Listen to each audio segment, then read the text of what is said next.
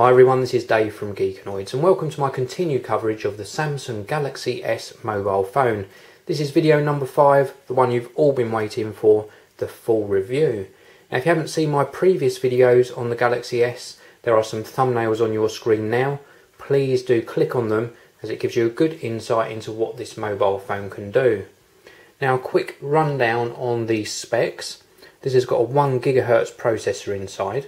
It runs the Android OS, it's currently running version 2.1. A 2.2 update is expected in the near future. Now you get internal memory on this, a massive 8GB or 16GB, this is the 8GB model here, and you can also expand that memory further with micro SD card. The front of the handset, a massive 4-inch AMOLED screen, extremely bright, and a real joy to look at. You also get GPS, an accelerometer, Bluetooth 3 and also Wi-Fi 802.11n. Now it doesn't work at N speeds at the moment, but hopefully that 2.2 Froyo update will let this use the N connection speeds. Now a quick tour around the handset. I have done this in my previous videos. You get 2 little soft touch buttons here that light up, as you can see they're backlit.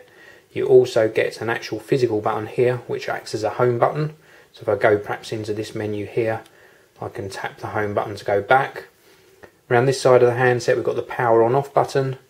Around this side you've got that volume rocker switch, and on the top we've got a 3.5mm audio jack, a little slidey cover on the micro USB connection, microphone on the bottom, and then round the back we've got a 5-megapixel camera and also the speaker. Now I'm going to get my dislikes out of the way first, because I think get those out of the way and then we can concentrate on all of the really good things about this mobile phone. Now the dislikes are, the build quality is good, everything lines up well, as you can see it's really nicely made, but it just feels a little bit plasticky. You've got this plastic back and it's just sort of made of sort of cheap materials, so I'm not too keen on the materials they've used to make the Galaxy S. And also the applications, they really start to lag, and I think that's down to poor multitasking management.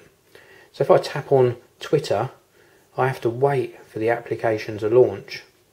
I'm still waiting, and then it eventually launches.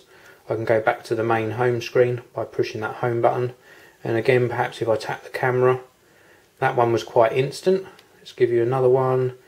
The Write and Go application, that was quite instant as well. But there certainly is a lag going between applications. Let's try that Twitter one again. That's quite quick now because it's obviously running in the background. Let's go to something that isn't running, perhaps internet browser. Again, that was quite instant, but there certainly is a lag when you're launching certain applications.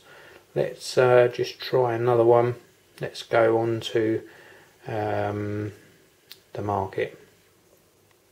So this one, as you can see, a bit of a delay, and it's just something that I'm not used to waiting for. On an iPhone 4 and iPhone 3GS, everything's quite responsive.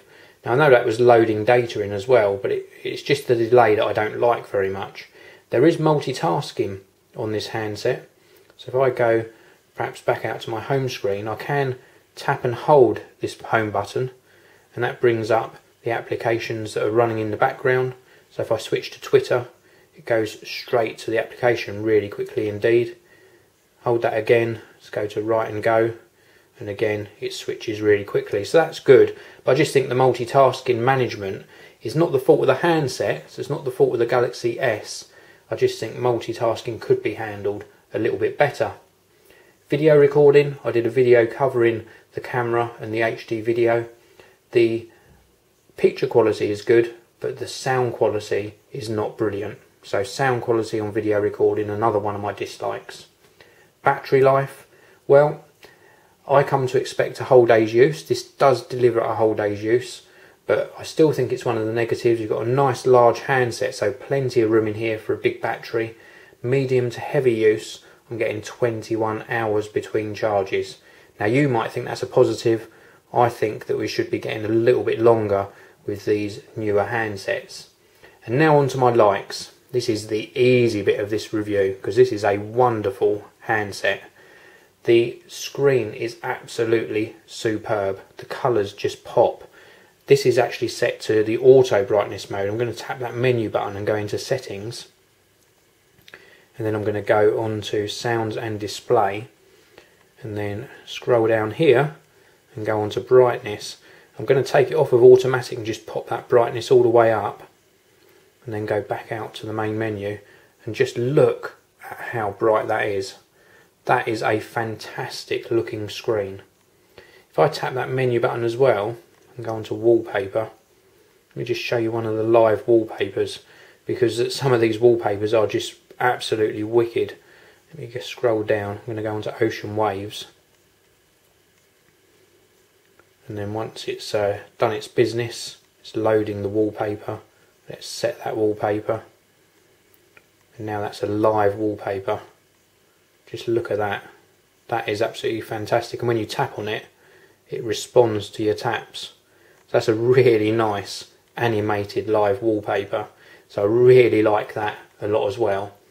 The Books app, that's quite nice. Let me just show you that very briefly. If we go into applications, and we have got the ebook application.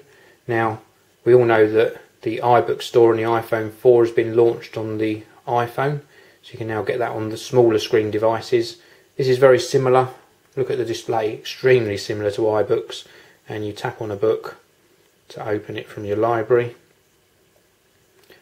It opens the book, and then you can tap to change pages. You can swipe left and right. You can pinch to zoom in and out to get it to the size you want it, and then tap on OK, and that sets the font size. And then you're back to reading your book. Extremely nice experience. I think if I turn that round, it does work in portrait and landscape mode.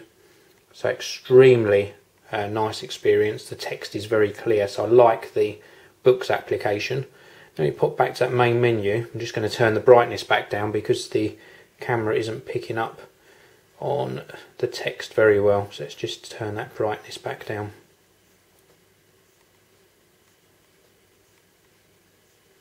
Put it back into automatically adjust, and that adjusts it via a built-in sensor, so it brings in the ambient light from the surroundings and adjusts the display accordingly.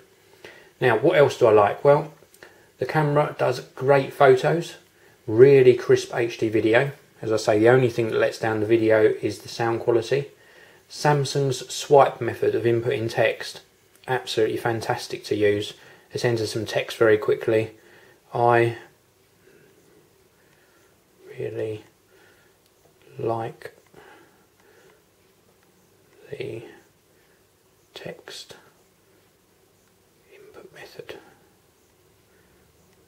It's just so quick and easy to use. No longer are you prodding at the keyboard, you're just swiping across the keys. So that is extremely nice. I like that a lot.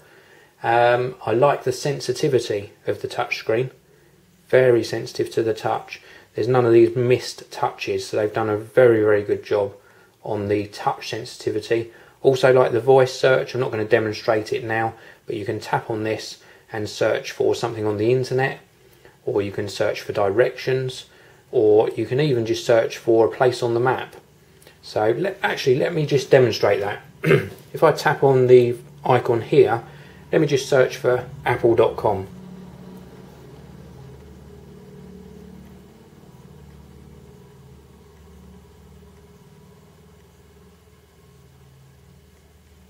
Apple.com, and there we go. It's launched the browser. It's found apple.com. It's the top one. Well, the top one in the list is the store. Second one down is their website.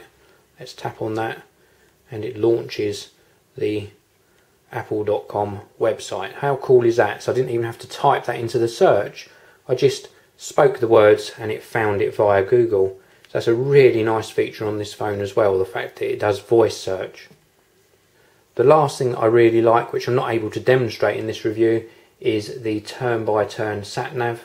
This really is the icing on the cake. It uses Google Maps. You can search for a destination and then it will navigate you to that destination with turn-by-turn voice instructions. So would I choose this or an iPhone 4? Well, although I absolutely love the openness of the Android operating system and I really do like the Galaxy S a lot, it is an extremely well made handset, very comfortable to use, voice quality is superb and all of the feature set is absolutely brilliant, I would still probably choose the iPhone 4. Now why would I choose the iPhone 4 over this? Well, it's just a personal choice. I prefer the interface and also the responsiveness when switching between applications. I think Apple have done a fantastic job on multitasking within iOS 4. If I simply didn't want an iPhone, then the Samsung Galaxy S would be top of my shopping list. It's the best of the Android phones currently available. Now a big thank you to Clove Technology. You can find their website at clove.co.uk for loaning me this handset to review. The Galaxy S is currently costing around about £449 in the UK or $699 in the US, and that's for an unlocked SIM-free version. Well, once again, thank you very much for listening. Please do subscribe to the Geekanoids channel so you don't miss out on any of my future reviews, and also follow me on Twitter by following @Geekanoids for regular updates. This video review is sponsored by Crucial, the memory experts. They provide reliable PC, notebook and Mac memory to boost your system performance and improve your general workflow.